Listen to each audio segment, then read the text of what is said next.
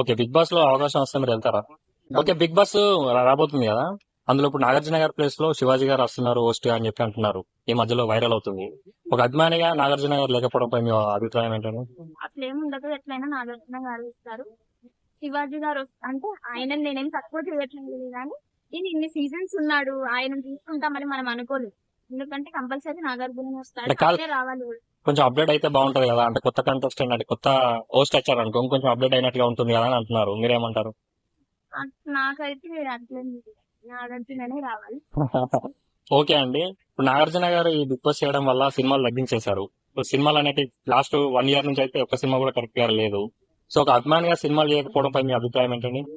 సినిమాలు లేకపోవడం అని ఏం కాదు కానీ తీస్తారేమో ఇప్పుడు మెల్లమెల్ల కొన్ని తీస్తున్నాడు, అలానే తీస్తాడు. ఆల్రెడీ అంత పెద్ద బిగ్ బాస్ బిగ్ బాస్ అంత పెద్ద దానికి వెళ్తున్నాడంటే కొంచెం టైం పడుతుంది. ఏదైనా అది ఇంకా సినిమా కన్నా ఎక్కువ, అంత పెద్ద ప్లాట్ఫామ్ లో ఆయన చేస్తున్నాడు. ఎంత మంది ఇస్తారు బిగ్ బాస్ అంటే? ఓకే. బిగ్ బాస్ లో అవకాశం వస్తే మీరు వెళ్తారా?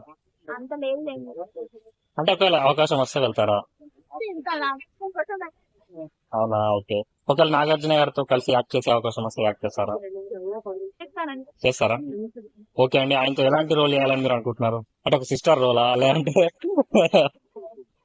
ఎలాంటి రోల్ చేయాలనుకుంటున్నారు? రోల్ వద్దు, రోల్ వద్దు. కాలేజీ గర్ల్ అంటే కాలేజీ హీరో అలానా? ఓకే అండి. నాగార్జున గారు మీరు చూసిన ఫస్ట్ సినిమా ఏదండి? ఫస్ట్ సినిమా మన్మధుడు.